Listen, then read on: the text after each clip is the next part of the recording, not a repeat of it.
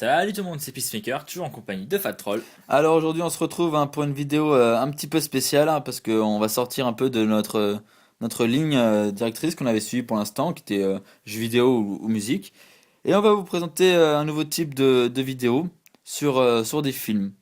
Donc là en fait on va commencer avec cette vidéo, on va faire sur le film Paul, hein. Hmm. C'est pour quand même c'est marqué dans le titre et donc on va vous raconter un peu l'histoire, on va vous présenter aussi les personnages aussi et vous et vous présenter aussi les meilleurs moments du film, hein, que ce soit drôle ou incompréhensible de par la situation. Voilà, c'est Voilà. parti. Voilà, donc commençons tout de suite avec la petite rubrique personnage. Hein, et donc Paul, en fait, d'où le titre du film, représente l'extraterrestre, hein, que les deux héros principaux vont aider lors de sa quête. Chaudement, ça vous tente? Hein? Ça fait envie à personne? Hein? Il y a Simon Pegg qui joue le rôle de Graham Willy dans le film. Il gagne du terrain. On se croirait dans des livrance. Ils vont nous péter les bras et on va se faire violer. Je veux pas qu'on me pète les bras. Et Nick Frost qui joue Clive Collins. S'inspirer. C'est douloureux. Ça ne sera que si tu résistes. D'accord.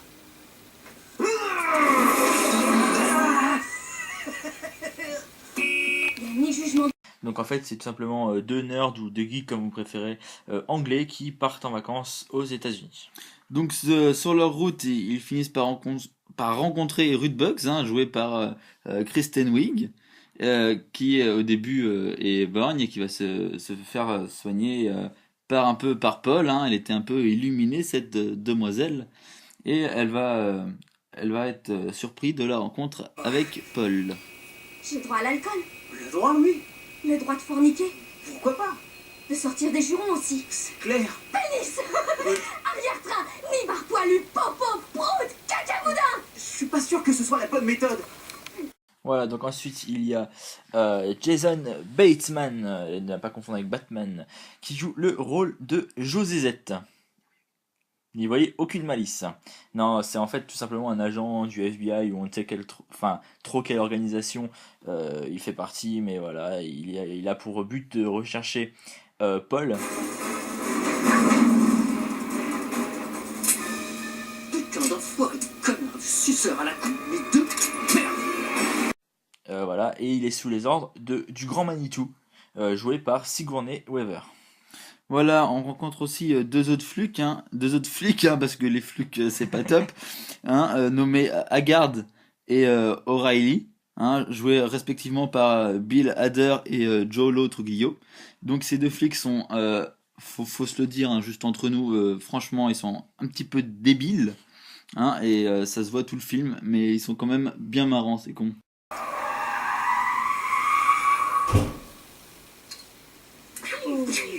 Trop nul la bite. Oh non. Putain! Regarde! Mais dis-moi où ça se passe! Il y a plus de ma baraque! 1, 2, 3, tu reçois! Voilà. Et ensuite, dernier petit personnage, on va dire entre guillemets principal. Il y a Bliss Tanner qui joue Tara Wilton. Donc Tara Wilton dans le film, c'est tout simplement la petite fille qui au début voit son chien écrasé par la secoupe de Paul et qu'on voit au final dans le film plus loin en tant que dame âgée et qui va les aider à la poursuite, enfin à la poursuite, qui va les aider à aider Paul. Voilà, tout simplement. Voilà, donc on passe tout de suite à l'histoire du film. L'histoire débute alors à Moorcroft, hein, dans le Wyoming, en 1947, où la petite fille, hein, donc Tara, laisse sortir son chien se prénominant Paul, et en fait, on va voir qu'une soucoupe volante s'écrase sur ce chien. Voilà. San Diego, Californie, de nos jours. Deux geeks anglais se prénominant Clive et Graham vont à un salon du jeu vidéo, tout ce qui est manga, etc., qui s'appelle le Comic Con. Bref, on s'en fout du nom, mais bref, voilà. C'est une petite escale qu'ils font avant d'aller aborder leur caravane dans la zone 51, célèbre lieu de la culture geek et extraterrestre. Donc on les retrouve à un moment sur une, sur une route, en camping-car, on est souvent sur la route quand même. Donc ils se font dépasser par une voiture qui les dépasse à toute berzingue, puis qui finit dans le fossé. Donc ils sont intrigués et vont aller voir ce qui se passe dans cette voiture. Et ils y trouvent Paul, donc l'alien. Voilà, donc Paul, il se pointe devant leur gueule un peu comme ça à l'improviste, et dit qu'il a besoin d'aide, et Graham décide de l'aider après mûre réflexion, franchement. Donc ils embarquent dans le camping-car, hein, tous ensemble, et parce que Paul est recherché en fait par les flics, on apprend ça. Donc qui installe un peu des barrages partout sur la route, et après en avoir passé un, il s'arrête dans un camping. Non, le camping-car s'arrête à un barrage. Le camping-car s'arrête à un barrage. Et voilà, donc le camping-car s'arrête au barrage des flics. Paul, qui a peur pour sa vie, disparaît. Oui, c'est un pouvoir de Paul l'extraterrestre qui est capable de devenir invisible en retenant son souffle. Donc ils continuent leur chemin en posant des questions existentielles, hein, telles que et si on se réveille et que le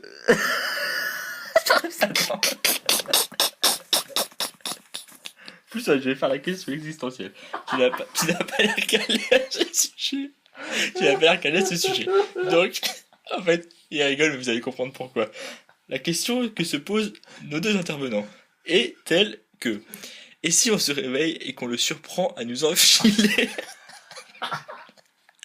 le plus discrètement du monde une sonde dans l'anus? Question posée quand même, hein, par Clive Collins. Voilà. Donc, Graham lui répond: apparemment, les aliens ne font pas ça. C'est-à-dire que le mec n'est pas sûr. Ils peuvent se retrouver avec une sonde dans l'anus à tout moment. Apparemment, hein, donc. Voilà, donc ils arrivent à passer le barrage car Paul est devenu invisible, mais les flics restent toujours à leur recherche. Donc ils finissent par s'arrêter dans une station-service, hein, où un flic arrive stressé. Et Stressé de quoi?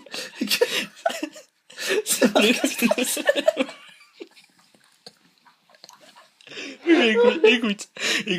Ils arrivent à une station-service où un flic se pointe devant leur gueule. Ils sont stressés, les deux compères sont stressés, et ils repartent vite fait bien fait. Ah oui, c'est donc ça. Voilà. Donc, ouais, d'accord. C'est eux qui sont stressés, c'est pas le flic. Ah. Le flic, il les aime. Bref, Paul les fait conduire quelque part, mais il ne leur dit rien. Ils ne savent pas leur destination. Pour passer la nuit, ils s'arrêtent dans un parc à camping-car. Bon, parc à camping-car. Aux États-Unis, apparemment, ça se fait. Et c'est là qu'ils rencontrent Bugs. Ah, bien joué. Ah ouais, Tout à fait. c'est ça. Voilà. Ruth Bugs, c'est une jeune fille qui est aveugle de l'œil gauche. Voilà.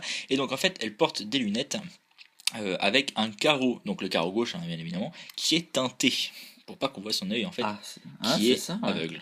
Voilà, tout simplement. Donc, pendant la soirée, ils s'amusent et tout, c'est la fête. Et Paul leur raconte son histoire depuis le début, en fait. Comment il est arrivé sur Terre, comment ça s'est passé, qu'est-ce qu'il a fait jusque-là. Et ce même soir, Ruth, elle va voir 3 ombres danser autour du feu, alors qu'ils étaient censés être 2. Donc voilà, là, soulèvement de questions ininterrompues.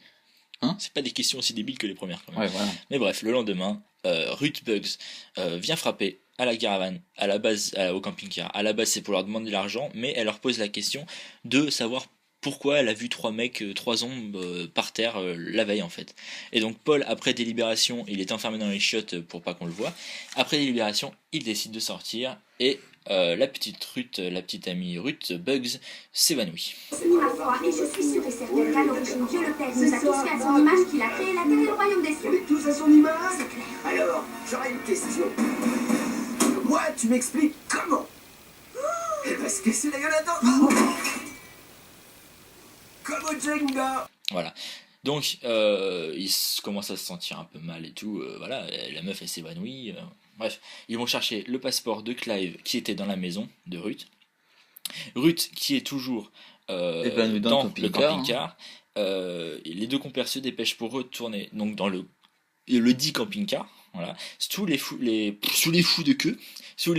de feu de Moses Bugs. Moses Bugs, le daron de Ruth Bugs. Voilà.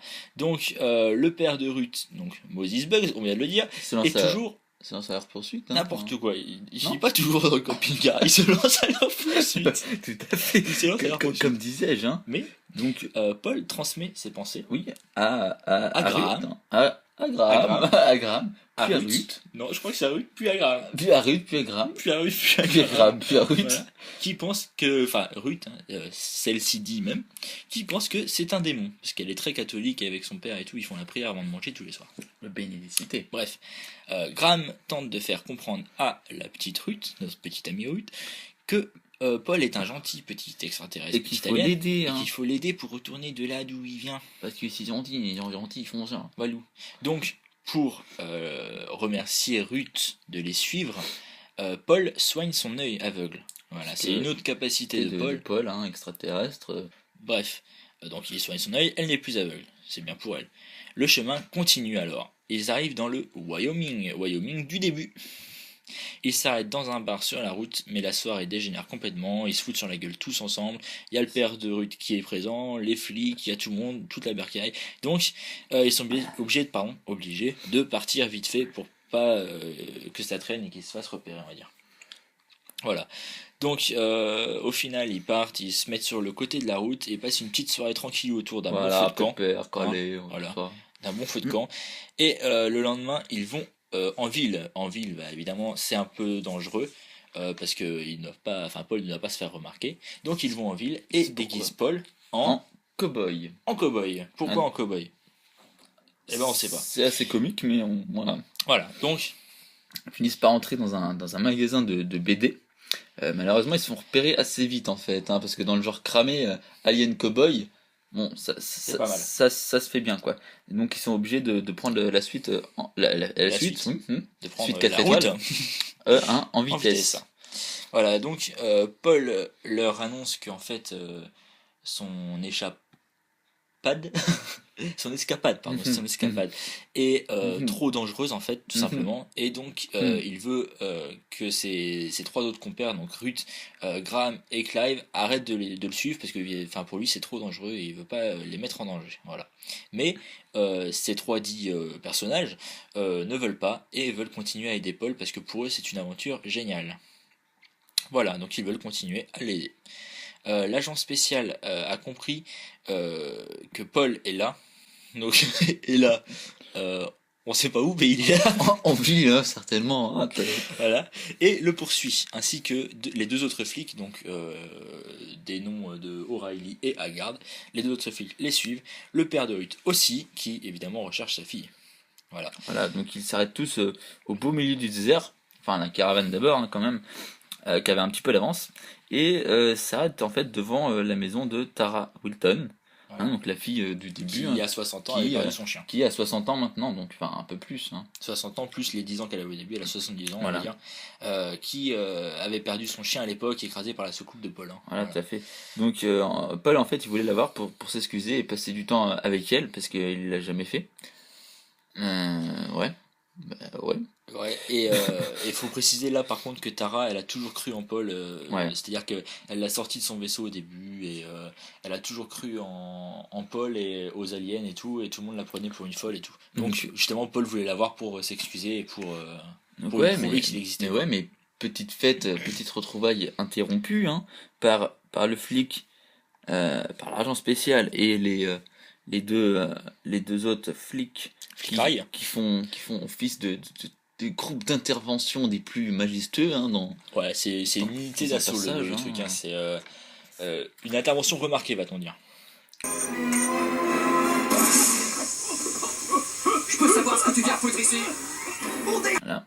Puis le père de Ruth Bugs, donc Moses de son petit nom, se joint aux festivités parce qu'apparemment ils font une grosse teuf dans la baraque de Tara Wilton. C'est un truc qui pète. Ils ont invité tout le pays, les mecs, bref. Donc, grâce à l'intelligence de O'Reilly, tout pète. Bon, bah, tout. Attention à l'idée du con. Ça en fera un de moins.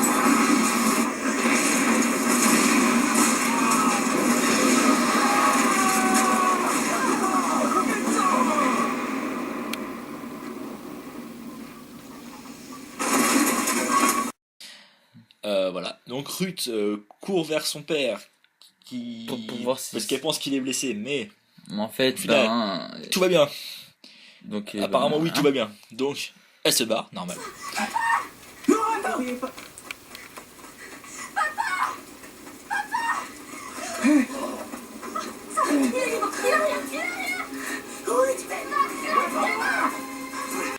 Ils arrivent finalement à s'enfuir dans le camping-car. Et Tara, plutôt que de se soucier de sa baraque qui vient de littéralement exploser, préfère se soucier d'autre chose.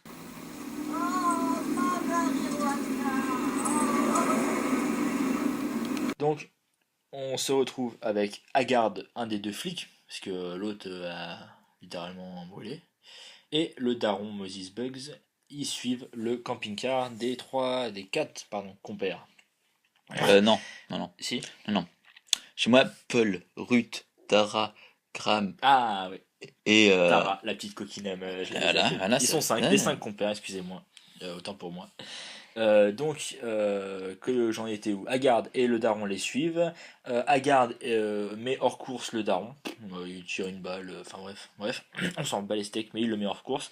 Donc Haggard reste le seul à suivre le camping-car. Mais grosse erreur de parcours. Ça, calme-toi, putain! Souris, fils de pute! Oh, regarde devant toi, bourricot!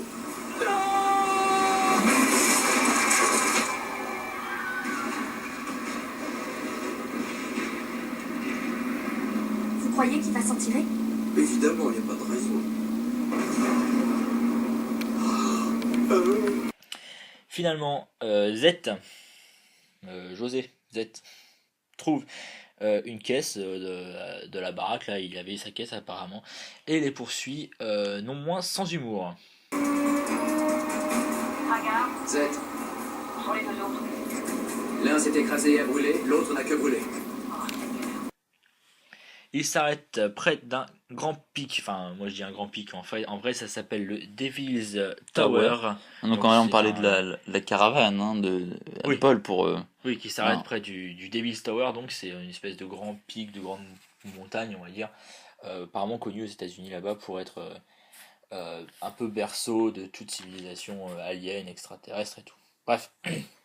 Donc a priori ce Devil's Tower est le point de rendez-vous. ouais, tout à fait. Pour que Paul reparte de là d'où il vient, de la galaxie, il dit jamais en fait de quelle planète il vient, il me semble. Ouais, Bref. donc ils envoient des feux de détresse, Des feux de détresse. bricolés à l'aide de feux d'artifice. L'artifice qu'ils avaient volé qu'ils ont auparavant carotte dans près un magasin. près de la route, voilà, près dans un magasin, et ils les ont carottes en se barrant, enfin bref, on s'en bat les steaks. Mais Z, José, de son petit nom, José Z, toujours à leur trousse, voit le feu d'artifice, donc il les a repérés et savent où ils sont. Plus tard dans la soirée, le grand Manitou débarque avec son hélico. Alors c'est la première fois qu'on le voit dans le film parce que avant on a juste entendu sa voix. Le grand Manitou joué par Voilà. enfin, bref. Le grand Manitou arrive en hélico alors que les 5 compères pensaient que c'était la secoupe volante. Non, c'est l'hélico de grand Manitou. Voilà, donc grand Manitou arrive sur place, Z arrive sur place en voiture avec son fusil d'assaut, tout, enfin bref, c'est bien marrant. S'ensuit un combat des plus acharnés. Voilà, au final, victoire des alliés. Finalement, on apprend que Z est un gentil et qu'il voulait sauver Paul au final aussi. Ouais, parce qu'on apprend aussi qu'il le connaissait Qu'il le d'avant. connaissait avant, voilà, Hein, tout à fait. et que, voilà. Voilà, donc le père de Ruth, Moses, arrive et tire un peu n'importe comment dans le tas, sans se soucier de vraiment qui il va toucher en fait. Il tire comme un bourrin. Voilà.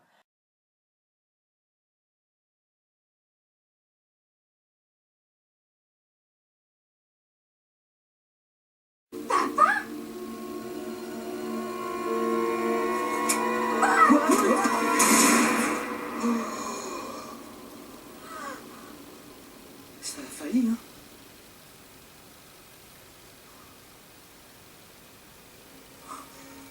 Oh merde! Graham! J'avais pas l'intention. Posez cette arme, monsieur Bugs! Papa, tu lâches ton fusil à la con! Oh non! Je l'adorais ce t-shirt! Tout ça, c'est ma faute. On aurait dû aller passer nos vacances. Avec son pouvoir, Paul sauve Graham. Graham qui était en fait touché Bah ouais, par- on va le voir. Hein. ouais, par Moses. Voilà. Tout se passe bien a priori jusqu'au moment où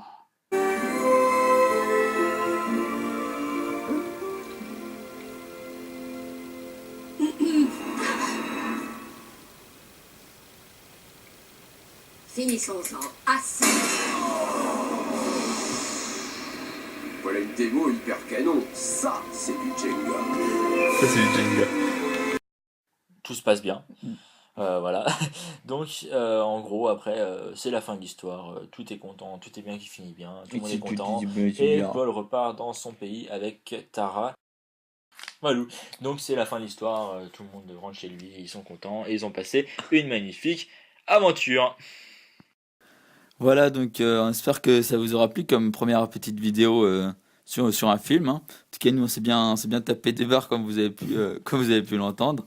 Hein, et ça nous a vraiment fait plaisir de faire cette vidéo. Voilà, et donc on espère que ça vous aura plu ce genre de vidéo. Et on va vous dire à bientôt pour une prochaine vidéo tout aussi fun, tout aussi marrante. Et sur ce, salut tout le monde, bonne journée, à bientôt, salut Fatrol, Salut Peacemaker. salut tout le monde. Et tout de suite, on vous laisse sur les moments les plus what the fuck, les plus drôles de ce film. Vous êtes un alien. Ouais, j'en suis un pour toi. Vous savez nous examiner les boyaux? Pourquoi vous croyez tous que votre usine à gaz m'intéresse? Je suis pas amateur de pêche, je gagnerais quoi à explorer vos trous de balles? Quoi? Merci beaucoup. Je peux vous demander ce que vous cherchez? Non. C'est-à-dire? On a respiré de la peinture neurotoxique en s'approchant de la Black Mailbox. C'est le gouvernement qui l'a fait repeindre avec ça. Alors on a eu la même hallucination, mais il n'y a pas d'alien.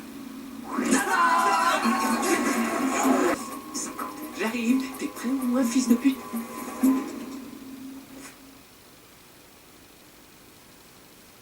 Le deuxième est où? Je sais pas, monsieur.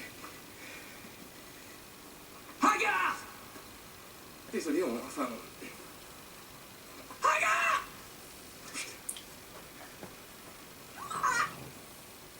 Stylé. Rapide. On jouait à cache-cache, on avait du temps à perdre. Avec toi. Je m'étais caché. Bordel, il m'a fait peur, le piaf. Pauvre petite chose, il n'y avait rien à faire, t'en veux pas. Paul, qu'est-ce que tu fais là? Chut, regardez.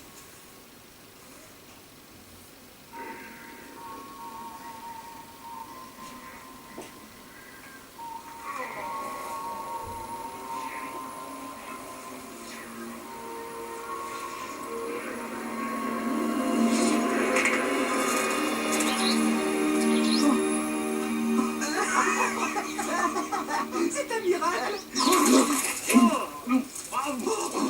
Mon crâne. Pourquoi tu l'as résisté? Ah, je mange pas d'oiseaux morts, moi. C'est dégueulasse. Eh ben alors, faites un peu la teuf, les mecs. Lâchez-vous. Allez, faites comme moi, je m'éclate grave. Serre-toi de tes pincettes. Pars en impro avec. Vas-y, mets le feu, Clyde.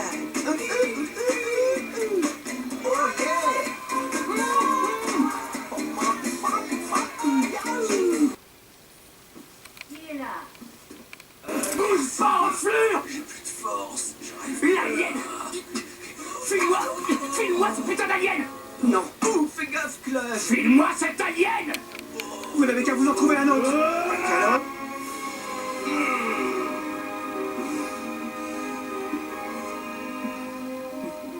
Clive, je sens ton érection.